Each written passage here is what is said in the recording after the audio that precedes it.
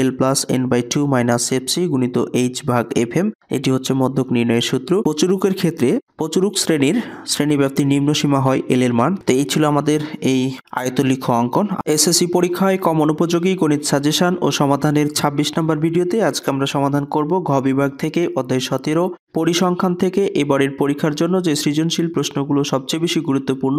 আমরা এই ধরনের 6টি প্রশ্ন নির্বাচন করেছি, যার মধ্য থেকে প্রথম প্রশ্নটি সমাধান করা হয়েছে। আজকে আমরা দ্বিতীয় নম্বর প্রশ্নটি সমাধান করছি। আর এই প্রশ্নটি ideal school and college Motijheel Dhaka তারা সর্বোচ্চ গুরুত্বের সাথে দেখছে। আর এই প্রশ্নের উদ্দীপক হিসাবে এখানে দেওয়া আছে কোন শ্রেণীর 60 জন শিক্ষার্থীর ওজনের কেজি গণসংখ্যা নিবেশন সারণী নিম্নরূপ। এখানে একটি সারণী দেওয়া আছে, এই সারণী থেকে আমাদের 3টি প্রশ্নের সমাধান করতে বলছে। ক নম্বর প্রশ্নে বলছে চলকের পরিচয় সহ মধ্যক নির্ণয়ের সূত্রটি লিখো। আর খ নম্বরে সারণী হতে প্রচুরক নির্ণয় করতে বলছে। গ নম্বরে প্রদত্ত উপাত্তের আয়তলিখ অঙ্কন করতে বলছে। তো চলো কথা না বাড়িয়ে সরাসরি আমরা ক নম্বর প্রশ্নের সমাধান দিয়েই বাকি প্রশ্নগুলো সমাধান করি। ক নম্বর প্রশ্নে চলকের পরিচয় সহ মধ্যক নির্ণয়ের সূত্রটি লিখতে বলেছে, তাই প্রথমে আমরা মধ্যক লিখে সূত্রটি লিখব L plus N by 2 minus F C গুণিত এইচ ভাগ এফ এম, এটি হচ্ছে মধ্যক নির্ণয়ের সূত্র। আর এখানে L, N, F C, H এবং এফ এম এগুলো হচ্ছে চলক। এই চলকগুলোর পরিচয় আমরা এখানে দিয়েছি। এখানে এল সমান যে শ্রেণীতে মধ্যক অবস্থিত তার নিম্ন সীমা, এন সমান গণসংখ্যা, এফ সি মধ্যক শ্রেণীর পূর্ববর্তী শ্রেণীর ক্রমযোজিত গণসংখ্যা, এফ এম হচ্ছে মধ্যক শ্রেণীর গণসংখ্যা, এইচ হচ্ছে শ্রেণী ব্যাপ্তির ব্যবধান। এটুকু লিখতে পারলে 2টি মার্ক পাওয়া যাবে। আশা করি বুঝতে পেরেছ।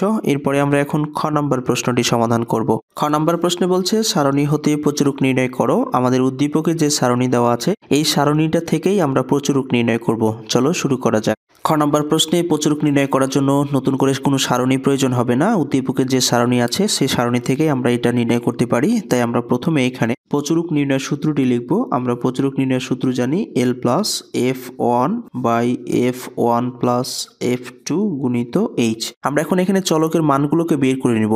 এল সমান আমরা এখানে জানি প্রচুরকের ক্ষেত্রে প্রচুরক শ্রেণীর শ্রেণীব্যাপ্তির নিম্ন সীমা হয় এল এর মান। তো এখানে যে গণসংখ্যাটা সবচেয়ে বেশি থাকে সেটা হয় প্রচুরক শ্রেণী প্রচুরকের ক্ষেত্রে। আর আমরা এখানে দেখতে পাচ্ছি 20 আছে এই শ্রেণীতে, তাই এই শ্রেণীটাই হচ্ছে প্রচুরক শ্রেণী। আর এর নিম্ন সীমা হচ্ছে এল সমান পাবো আমরা তাহলে কত 60, মানে 60 হচ্ছে নিম্ন সীমা। এরপরে যদি আমরা এফ ওয়ান এর মান বের করি, এফ ওয়ান এর মান বের করার নিয়ম হচ্ছে প্রচুরক শ্রেণীর গণসংখ্যার সাথে আগের গণসংখ্যাটা বিয়োগ করতে হয়। 20 থেকে যদি 11 বাদ দেই তাহলে থাকবে এখানে কত 9, তাই আমরা এফ ওয়ান সমান লিখবো কত 9। এবার যদি আমরা এফ টু বের করি তাহলে প্রচুরক শ্রেণীর গণসংখ্যা থেকে পরের গণসংখ্যাটা বিয়োগ করতে হয়। তাহলে 20 থেকে যদি আমরা 13 বাদ দিই তাহলে থাকবে কত 7। এইচ এর মান লাগবে, এইচ হচ্ছে ব্যবধান 45 থেকে 49, ব্যবধান হচ্ছে কত 5, তাই আমরা এখানে লিখতে পারি 5। সবগুলো মান আমরা এখানে বের করে নিয়েছি। এখন আমরা এই মানগুলো সূত্রে প্রয়োগ করব। তাহলে এল সমান আমরা এখানে পেয়েছি কত 60, এরপরে যোগ এফ ওয়ান সমান পেয়েছি আমরা এখানে 9, আর এফ ওয়ান সমান পেয়েছি 9, এরপরে এফ টু সমান পেলাম আমরা 7, আর গুণিত এইচ, এইচ এর মান পেয়েছি আমরা কত 5। সবগুলো মান বসালাম। এখন আমরা হিসেব করব 60 যোগ উপরের সংখ্যার সাথে 5 গুণ হয়ে যাবে, কারণ এটা উপরের সংখ্যা। 5 নং 45, আর 9 আর সাথে যোগ করলে হয়ে যাবে কত 16।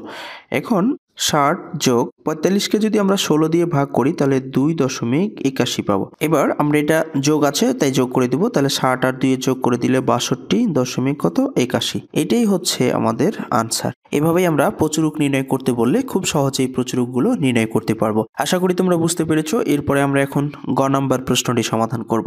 গ নম্বর প্রশ্নে প্রদত্ত উপাত্তের আয়তলিখ অঙ্কন করতে বলেছে।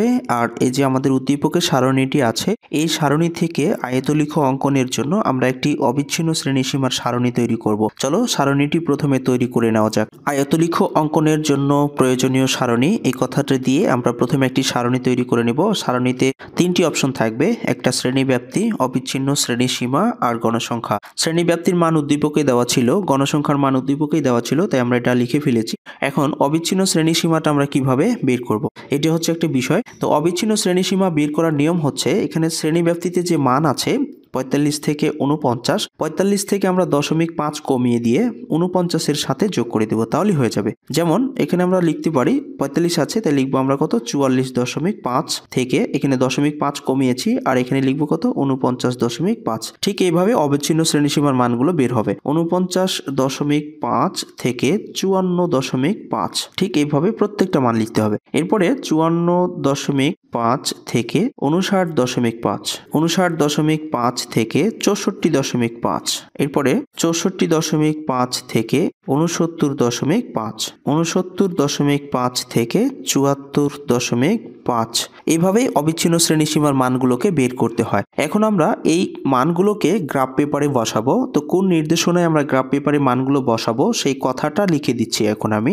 গ্রাফ পেপারে মানগুলো বসার পূর্বে আমাদের এরকম করে একটি নির্দেশনা লিখতে হবে, নাহলে গ্রাফ পেপারটি হবে না। আমি লিখে দিয়েছি ছক কাগজের এক্স অক্ষ বরাবর অবিচ্ছিন্ন শ্রেণীসীমা। এই যে আমরা অবিচ্ছিন্ন শ্রেণীসীমাগুলো বের করলাম, এটাকে আমরা এক্স অক্ষ বরাবর ধরবো এবং ওয়াই অক্ষ বরাবর গণসংখ্যা ধরে প্রতি ক্ষেত্রেই ক্ষুদ্রতম বর্গের 1 সমান 1 ঘর ধরে আয়তলিখ আঁকা হলো। যেহেতু ব্যবধান 5 আছে তাই আমরা 1 সমান 1 ঘর ধরেছি। 1 ঘর ধরে আমরা কি করব, আয়তলিখটি অঙ্কন করব। তো চলো আমরা এখন গ্রাফ পেপারে এক্স অক্ষ বরাবর এই মানগুলো বসাবো আর গণসংখ্যার এই মানগুলো ওয়াই অক্ষ বরাবর বসাবো। গ্রাফ পেপারে মানগুলো বসানোর পূর্বে আমরা এটার অক্ষটাকে ধরে নিব। আমি অক্ষটাকে ধরে নিচ্ছি। আমরা এরকম করে এটাকে আমরা এক্স অক্ষ ধরে নিলাম, এটাকে আমরা ওয়াই অক্ষ ধরে নিলাম। এখন এটাকে আমরা লিখবো এক্স, এটাকে আমরা 0 বিন্দু দিব, এটা হচ্ছে এক্স প্রাইম, আর নিচের অংশে আমরা ওয়াই প্রাইম লিখতে পারি আর উপরে আমরা লিখব ওয়াই। আমরা যেহেতু এক্স অক্ষ বরাবর, এটা হচ্ছে এক্স অক্ষ বরাবর অবিচ্ছিন্ন শ্রেণীসীমা ধরেছি তাই এখানে কথাটা লিখে দিব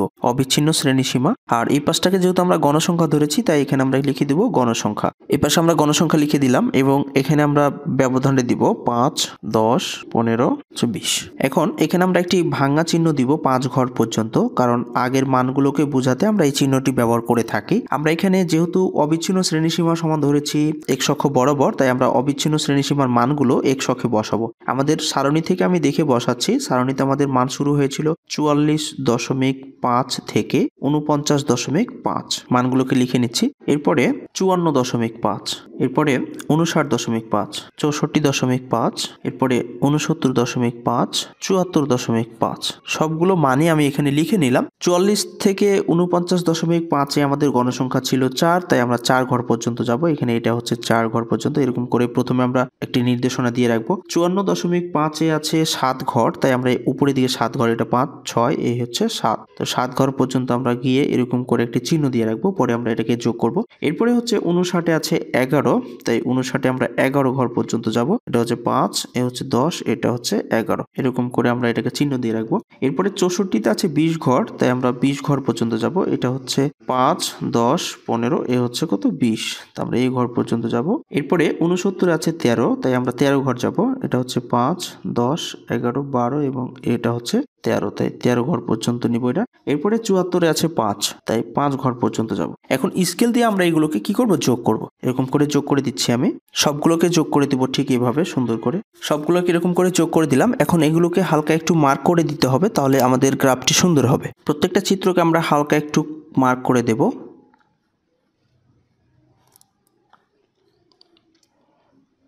এরকম করে মার্ক করে দিলে আমাদের চিত্রগুলো সুন্দর লাগবে। মার্ক করে দিচ্ছি, এইভাবে মার্ক করে দিতে হবে। আমি সবগুলোকে মার্ক করে দিচ্ছি। মার্ক করে দেওয়ার পর আমাদের চিত্রটি এরকম সুন্দর দেখাবে, তাই আমরা সময় পেলে এইভাবে কি করব, মার্ক করে দেব। তো এই ছিল আমাদের এই আয়তলিখ অঙ্কন। আশা করি তোমরা এখন থেকে খুব সহজে এটা অঙ্কন করতে পারবে। শেষ পর্যন্ত সাথে থেকে কষ্ট করে আজকের এই ভিডিওটি দেখার জন্য অসংখ্য ধন্যবাদ জানাচ্ছি। দিনটি সবার ভালো কাটুক এই প্রত্যাশায় আপাতত আজকে এখানে বিদায় চেয়েছি। আল্লাহ হাফেজ।